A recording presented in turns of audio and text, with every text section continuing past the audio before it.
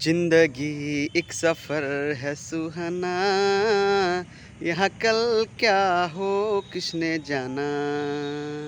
जिंदगी एक सफ़र है सुहाना, यहाँ कल क्या हो किसने जाना। चांद तारों से बढ़ना है आगे, मंजिलों से निकलना है आगे, पीछे रह जाएगा जमाना, यहाँ कल क्या हो किसने जाना। Good morning all of you. और हमारे जितने भी दिव्यांग जागरूकता मंच के जितने भी हमारे दर्शक हैं, उन सभी को एक नई सुबह में मेरा प्रणाम, आदाब, सलाम। और आप सभी लोग कैसे हैं, हमारी कमेंट बॉक्स में ज़रूर बताएं। और मैं अभी बेगूसराय में हूं और यहाँ पे दिव्यांग जन जागरूकता का कार्यक्रम चल रहा है। जैसे कि आप लगातार सोशल मीडिया और हमारे चैनल के माध्यम से आपको लगातार पता चल रहा होगा कि दिव्यांग अधिकार सम्मेलन को सफल बनाने हेतु बिहार के विभिन्न जिलों में जो है जन जागरूकता का कार्यक्रम किया जा रहा है। यह सम्मेलन आगामी 3 दिसंबर 2021 को अंतर्राष्ट्रीय दिव्यांग दिवस के शुभ अवसर पर गांधी मैदान पटना में होने वाला है। और ऐसा अनुमान लगाया जा रहा है कि इस सम्मेलन में लगभग 2 लाख से अधिक दिव्यांग जो है उपस्थित रहेंगे और सम्मेलन में भाग लेंगे।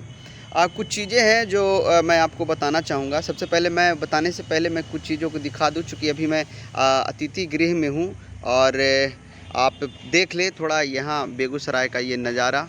ये देखिए, आप देख सकते हैं, ये बेगूसराय अतिथि गृह है। हम लोग नीचे ग्राउंड फ्लोर पे हैं और यहीं से हम लोग जन जागरूकता का कार्यक्रम कर रहे हैं। चारों तरफ हरियाली ही हरियाली है, बहुत अच्छा परिवेश है। इसी क्रम में मेरे मन में आया कि क्यों ना इस स्थान से, इस हरा भरा मौसम से कुछ मैसेज दिया जाए, अपने जितने भी हमारे दर्शक हैं उन सभी लोगों से बात किया जाए जो लगातार हमारे चैनल पे बने रहते हैं और नए अपडेट की चाहत रखते हैं, लगातार कमेंट करते हैं कि सर उन तमाम चीज़ों के बारे में बताएं जो आप काम करते हैं और आपसे बात करके अच्छा लगता है, आपसे हम मोटिवेट होते हैं। तो हमें भी बहुत प्रसन्नता होती है कि जब आप इस तरह का कमेंट करते हैं तो बहुत ही अच्छा लगता है। और आप देख सकते हैं कितना सुंदर नज़ारा है, हर तरह के फूल लगे हुए हैं। और आप जानते हैं कि पर्यावरण में इन चीज़ों से जुड़ना ज़रूरी है और इन चीज़ों से ही सृष्टि है। पेड़ पौधे आप देख सकते हैं कितना हरा भरा मौसम है, ज़मीन तक की भी जो है बहुत हरा भरा है। इसलिए मैंने सोचा कि इस परिवेश से ही कुछ ऐसी बातें की जाए जो हमारे दिव्यांगजन चाहते हैं और उनको इस तरह का बताया जाए। तो आइए अपनी बात को मैं शुरू करता हूं। और दोस्तों, जैसा कि आप जान रहे हैं, दिव्यांग अधिकार सम्मेलन के बारे में जो मैं बात कर रहा हूं और जिसके बारे में आप लगातार हमसे पूछते हैं, उन तमाम चीज़ों के बारे में आपको यहाँ से बताने का प्रयास कर रहा हूँ। जैसा कि आप दिव्यांग अधिकार सम्मेलन की मैं बात कर रहा हूँ, तो जो सबसे बड़ा मैटर आ रहा है, जैसा कि अभी आपको मैंने बेसिक रूप से बता दिया कि यह सम्मेलन कहाँ होने वाला है और इसके लिए क्या क्या तैयारी अभी से चल रही है। लेकिन जो मेन मुद्दा है, जो लगातार दिव्यांगजन हमसे पूछते हैं कि सर आखिर दिव्यांग सम्मेलन का जो पहलू क्या है, इसके होने का रीज़न क्या है। तो सबसे बड़ी बात है कि हम लोग एक संगठन, एक मंच पे आके हम सभी दिव्यांगजन एकत्रित होंगे। और ऐसा पहले कभी नहीं हुआ था। समाज के सभी दिव्यांग लोग टुकड़े में अपने अपनी कड़ी में बटे हुए थे, जिसकी वजह से आज वे दिव्यांगजन अपने हक को नहीं ले पाए, सरकार से नहीं मांग पाए। तो आज एक Bihar association of person with disability एक बहुत बड़ा प्लेटफॉर्म दे रहा है, जिसके वर्तमान में मैं प्रदेश मीडिया प्रभारी हूं। और बहुत अच्छा लगता है कि जब लोग हमसे पूछते हैं किसी चीज़ों के बारे में। और लगातार मैं यूट्यूब चैनल के माध्यम से भी मैंने दिव्यांगजनों को जो है जागरूक करने का काम किया है, तो लगातार हमसे दिव्यांगजन जुड़े हुए हैं। तो मैं सबसे पहले बात बता दूं, जो दर्शकों ने हमसे पूछा है कि सर ये जो अधिकार सम्मेलन होने वाला है, इसका जो मूल उद्देश्य और साथ ही इसमें क्या क्या हम लोग सरकार से मांगे रखेंगे। देखिए, ज़रूरतें बहुत हैं। सभी दिव्यांगजनों ने कहा है, सभी से हमारी बातें हुई है, तो सभी लोगों ने अपनी अपनी बातों को रखा है और अपने तरीके से हमसे पूछ रहे हैं, जो बहुत अच्छा लग रहा है। तो इसमें जो पहली बात है, आज मैं चाहूँगा कि जब भी लाइव जब भी मैं वीडियो बनाऊँ तो मैं जो भी हमारी डिमांड्स होंगे सरकार से, जिसको आप भी जानें और जिसको ये आप बताएं कि क्या ये डिमांड जो हम कर रहे हैं, ये वीडियो बनाने का मेरा मूल उद्देश्य ये भी है कि मैं आपको जो बता रहा हूँ, क्या वो जो मांग मैं कर रहा हूँ वो सही है या गलत, इसके बारे में भी आप हमें बताएं। और आप अपने तरफ से आप हमें ये भी बताएं कि मैं सरकार से किन किन चीज़ों पे अपनी बातों को रखूँगा। वैसे तो हमारे मांग बहुत सारे हैं और मैंने उनका एक प्रपोजल भी तैयार कर लिया है कि क्या क्या सरकार से हम अपनी बातों को रखेंगे। और वो आप जानते भी हैं, चूँकि वो आपकी ज़रूरत है और वो आपके जीवन से जुड़ा हुआ। जो कुछ डिफ़िकल्ट बातें हैं जो दिव्यांगजनों को समझ में नहीं आती है, जो इंटरनल चीज़ें हैं, उसको थोड़ा समझने का ज़रूरत है। जैसे आपको मालूम है कि बिहार में मनरेगा एक बहुत बड़ा ऑप्शन है दिव्यांगजनों के लिए, रोज़गार के लिए। तो इसमें कैसे होगा, हमें काम कैसे मिलेगा? सरकार केवल दिव्यांगजनों का मनरेगा का जॉब कार्ड बना देती है, परंतु उनको रोज़गार नहीं मिल रहा है। मैंने भी अपने चैनल से 2-3 वीडियो बनाया है मनरेगा से संबंधित, जिसमें मैंने बताया है कि दिव्यांगजनों को जो है रोज़गार मनरेगा के माध्यम देती है, परंतु ऐसा हो नहीं पा रहा है।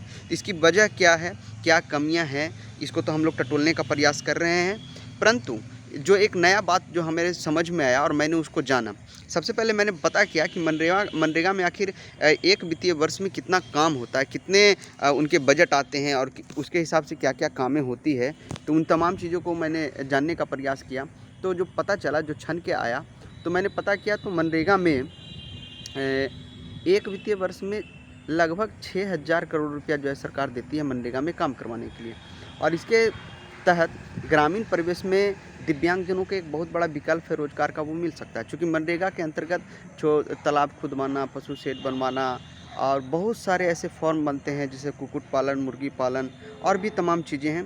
साथ ही और भी बहुत सारे काम होते हैं मनरेगा के तहत, ईंट बिछाना, ईंट सोलिंग करना और छोटी मोटी ढलाई करना, साथ ही बांध बनवाना, नहर की खुदवाई करवाना, तमाम चीज़ें हैं।